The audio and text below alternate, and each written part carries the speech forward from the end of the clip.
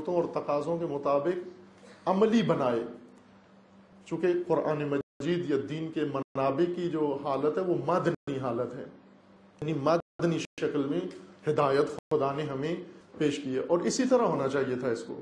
بعض لوگ کہتے بھی ہیں کہ قرآن کیوں اس طرح سے ہے کہ آدھی بات ایک جگہ ہو رہی ہے، آدھی دوسری جگہ ہو رہی ہے اور مکمل کمپلیٹ، یعنی اس کی زبان کیوں کانسٹیٹیوشنل نہیں ہے، آئینی زبان کیوں نہیں ہے، اس کی نہیں بنائی جا سکتی آئینی زبان. چونکہ قرآن قیامت تک کے لیے تمام بشریت کے لیے ہدایت ہے، اور جو ہدایت تمام بشریت کے لیے ہو اسے آئینی زبان نہیں دی جا سکتی. چونکہ آئینی زبان دینے کے لیے ضروری ہے کہ کسی خاص زمانے کے تقاضوں کو مد نظر رکھا جائے، اور اگر ایک زمانے کے تقاضوں کو مد نظر رکھ کر آئینی شکل دی جائے تو آنے والی نسل کے تقاضے اس سے مختلف ہو چکے ہوں گے، ان کے لیے ناکارآمد ہو جائے گی. اس لیے اس شکل میں قرآن کو بنایا گیا ہے تاکہ اس سے آئینی حیثیت ہر قوم، ہر نسل کا مجتہد اور ہر نسل کا مبلغ و عالم کوشش کرے، زحمت کرے اور پھر حاصل کر کے اپنی نسل کو عطا کرے. یہ اشارہ صرف اس لیے کیا ہے کہ قرآنی الفاظ کی دو تفسیریں ہیں، ایک مکتبی تفسیر اور ایک غیر مکتبی تفسیر. مکتبی تفسیر میں قرآن کی اصطلاحات کی مکتبی تفسیر میں وہ اصطلاحات ایک خاص معنی رکھتی ہیں. میں ایک دن قبل پہلے کچھ طلاب کی خدمت میں گفتگو کر رہا تھا تو یہ لفظ جو عام استعمال ہوا ہے ان کے لیے اس کی تشریح کی کہ لفظ مہد جو خداوند تعالیٰ نے قرآن مجید میں زمین کے لیے استعمال کیا کہ زمین مہد ہے. غیر مکتبی تفسیر میں جا کر دیکھیں ہم تو زمین مہد ہے یعنی زمین آپ کے لیے آرام کی جگہ ہے، فرش، اس کو فرش کا معنی قرار دیا گیا ہے غیر مکتبی تفسیر میں. لیکن اگر مکتبی معنی دیکھیں تو مہد سے مراد ایک خاص آئینی معنی اس کے اندر مراد ہے، یعنی ایک اکیڈمک معنی مہد کے اندر موجود ہے. جو فرمایا خداوند تعالیٰ نے کہ ہم نے زمین کو آپ کے لیے مہد قرار دیا ہے. مہد یعنی آمادہ، آمادگی کی جگہ، جہاں کسی چیز کی آمادی ہو. مہد کا مطلب ہوتا ہے نرسری، جہاں پر نرسنگ ہو. زمین مہد ہے آپ کے لیے، یا زمین کو خدا نے آپ کے لیے ایک نرسری قرار دیا ہے. وہاں نرسنگ ضرورت ہے، انسان کی نرسنگ کی ضرورت ہے. اس کے لیے ہم نے زمین اس طرح تیار کی ہے جس طرح ایک نرسری تیار کی جاتی ہے. لہٰذا ایک اکیڈمک معنی اس مفہوم کے اندر موجود ہے اگر ہم مکتبی نگاہ سے دیکھیں اس کو. اگر غیر مکتبی نگاہ سے دیکھیں تو بستر ہے، اس کا معنی ہے بستر. مکتبی معنی میں یعنی زمین آپ کے لیے بستر ہے، جہاں مرضی ہے سو جاؤ، آپ بیٹھ کے دراز ہو کے سو جاؤ. اور یہ ایک نمونے کے طور پر اشارہ کہ اب یہاں سے آپ شروع کریں خود حدیث مفصل بخوان ذن مجمل، کہ اس ایک نمونے سے آپ اب حدیث مفصل خود پڑھ لیں گے. قرآن مجید کو اگر اس نگاہ سے ہم پڑھیں تو کیا معنی نکلتا ہے اس کا. ملت کی بیداری، چونکہ اردو عنوان رکھا گیا ہے اس کا، لیکن قرآن مجید کی جو اصطلاح اس کے لیے وہ امت ہے. وَلْتَكُنْ مِنْكُمْ أُمَّةٌ. نظام جو خداوند تبارک و تعالیٰ نے انسانوں کی ہدایت کے لیے وضع کیا ہے، مقرر کیا ہے کہ جس نظام کو خود بشر ایجاد کرے اور اس نظام تک پہنچے. آسمانی کتابیں جس نظام کو لے کر آئی ہیں، جس کی تفسیر لے کر آئی ہیں، تشریح لے کر آئی ہیں، اور انبیاء کرام علیہ السلام جس کی ترویج کے لیے اور جس کو عملی کرنے کے لیے، جس نظام کو قائم کرنے کے لیے آئی ہیں. لِيَقُومَ النَّاسُ بِالْقِسْطِ، نظام قسط و عدل. اس نظام کا نام، قرآنی نام امت ہے، نظام امت ہے. اور اس امت کے اندر قیادت کا عنوان امامت ہے. یعنی قرآنی نظام بشر کی ہدایت کے لیے اس کے دو شعبے ہیں، دو شعبوں سے مل کر وہ نظام تشکیل پاتا ہے، امامت و امت، جو اصل الہی نظام ہے بشر کے لیے. کہ اب جس سے ہم کوسوں دور ہیں، اور ہم نے جو گوسالہ بنایا ہے بچڑا، اب وہ بچڑا جو بھی ہو، وہ بچڑا سے مراد یعنی الہی نظام کے مقابلے میں جو انسان خود بنا لے، بے شک وہ بولتا ہو، بے شک اس سے کچھ ضرورتیں پوری ہوتی ہوں، لیکن ہے وہ بچڑا. گوسالے کی جو مثال دی ہے قرآن مجید نے سامری کی، اجل سامری نظام موسیٰ کے مقابلے میں ہے. موسیٰ کا الہی نظام ہے، اس کے مقابلے میں سامری کا خود ساختہ بچڑا ہے. یہ بچڑا بولتا ہے. وہ خواتین جنہوں نے زیور دیے تھے اور نظر نیاز چڑھائی تھی اور منتیں دی تھیں، سامری نے ان کی مدد سے وہ گوسالہ بنایا تھا بچڑا. بچڑا بات کرتا تھا، بے شک بولے بچڑا، لیکن ہے بچڑا ہے پھر بھی. لہذا اب قومی سطح پر، اجتماعی طور پر، سیاسی، اقتصادی، معیشتی، تعلیمی، تربیتی، جو سسٹم بھی ہم دیکھیں، جو بھی الہی نظام کے مقابلے میں ہے، وہ قرآن کی زبان میں بچڑا ہے، وہ سامری کا بچڑا ہے جو بشر نے خود بنا لیا. الہی نظام جو انبیاء لے کر آئے ہیں، اس الہی نظام کے اندر جو اصطلاحات استعمال ہوئی ہیں، ان کا آئیڈیالوجیکل معنی اگر غور کریں تو اس میں لفظ امامت و امت استعمال ہوا ہے. دونوں ٹرم قرآن کی ہیں. خداوند نے فرمایا کہ ہم نے انبیاء کا نام لے کر فرمایا کہ وَجَعَلْنَاهُمْ أَئِمَّةً، ہم نے ان کو ائمہ بنایا ہے. ہمیں حکم ہے، لوگوں کو حکم ہے، مسلمانوں کو حکم ہے، مومنین کو حکم ہے کہ وَلْتَكُنْ مِنْكُمْ أُمَّةٌ، تم امت بنو. وَلْتَكُنْ ہونی چاہیے تم میں، امت ہونی چاہیے تم میں.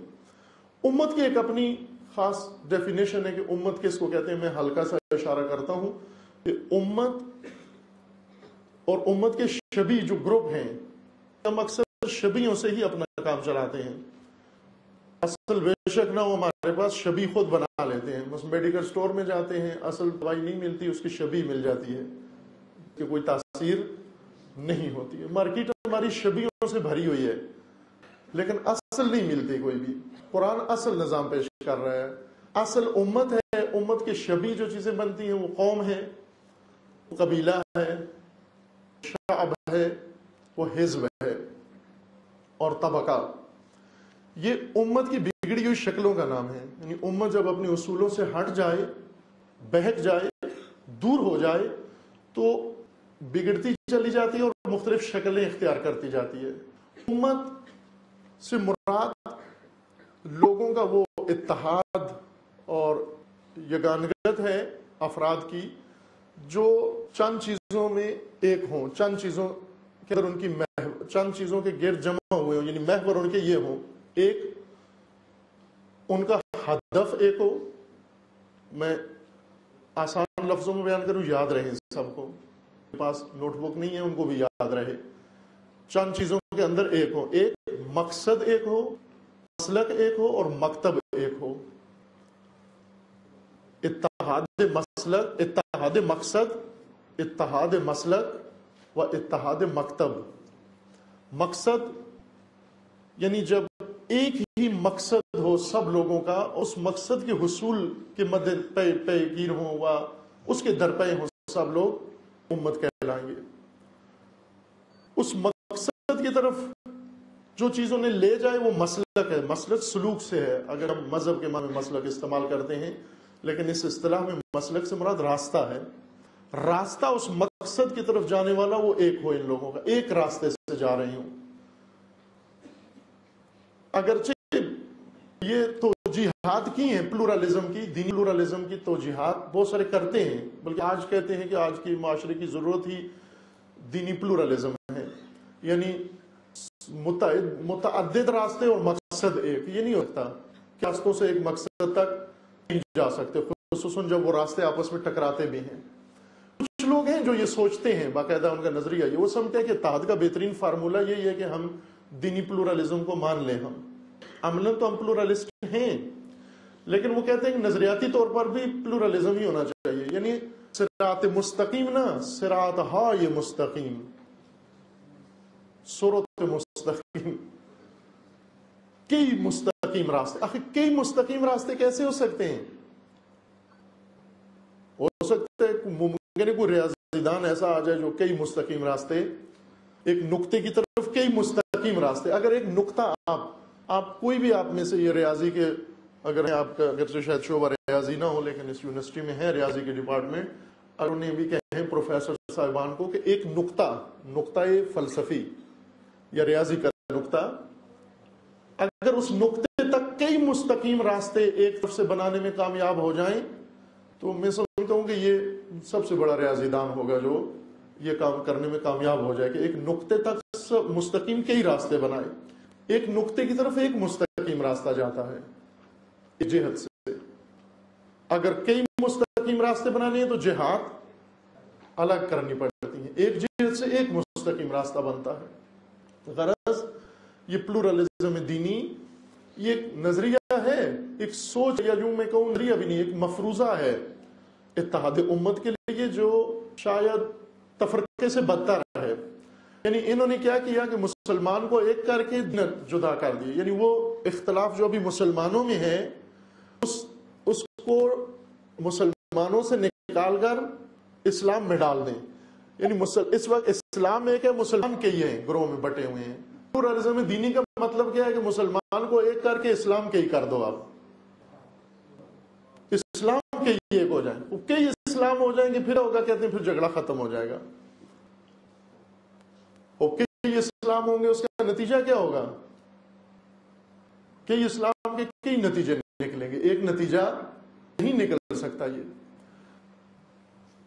مقصد ایک ہو، راستہ بھی اس کی طرف ایک ہو، صراط مستقیم. یہ اصطلاح ہے قرآن کی. عرض کیا تھا ان اصطلاحات کے معنی، صراط مستقیم کا آئیڈیالوجیکل معنی، مکتبی معنی اگر ہم غور کریں تو وہ امت ہی کے تناظر میں بیان کیا گیا ہے. یعنی امت کی وحدت، امت کا اتحاد ہو صراط کے اندر، جس کو مسلک میں نے تعبیر کیا ہے. وحدت مقصد، وحدت مسلک، وحدت مکتب. وحدت مکتب یعنی آئیڈیالوجی ایک ہو، آئین ایک ہو، دین ایک ہو. ان تین چیزوں میں جو لوگ اکٹھے ہو جائیں گے وہ امت کہلائیں گے. لیکن جو زمین کے اوپر، یعنی چونکہ ایک خطے میں رہتے ہیں اس وجہ سے ایک کہلاتے ہیں. یہ قوم ہے، قوم قیام سے ہے، یعنی کہیں پڑاؤ ڈال لینا. جیسے بہت سارے لوگ آتے ہیں ایک ہوٹل میں قیام کرتے ہیں، کوئی کہاں سے آیا، کوئی کہاں سے آیا، کوئی کس شہر سے، کوئی کس ملک سے آیا. رہائش ایک جگہ ہے، یعنی جگہ، وہ نقطہ زمین، خاک ایک ہے ان کی، کسی اور چیز میں ایک نہیں ہے. مقصد ان کے ایک ہیں. کوئی بزنس کے لیے آیا ہوا ہے، کوئی تعلیم کے لیے آیا ہوا ہے، کوئی علاج کے لیے آیا ہوا ہے، لیکن رہتے سب ہوٹل میں ہیں. اس کو امت نہیں کہتے. ان کی قیام گاہ ایک ہے، لوگوں کی قیام گاہ فقط ایک ہو، ان کو قوم کہتے ہیں. یہ قوم ہے.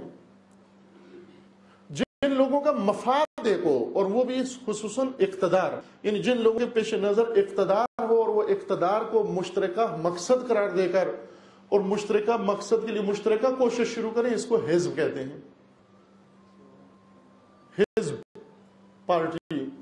اور اگر امتیاز یعنی سٹیٹس ایک ہو کسی گروہ کا یا مختلف لوگوں کا، ان کو طبقہ کہتے ہیں.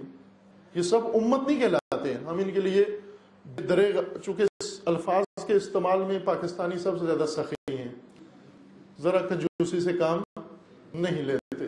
مجھ جیسے طالب علم کو بھی حجت الاسلام کہہ دیتے ہیں. اسلام کہاں، میں کہاں، حجت کہاں ہے اسلام کی؟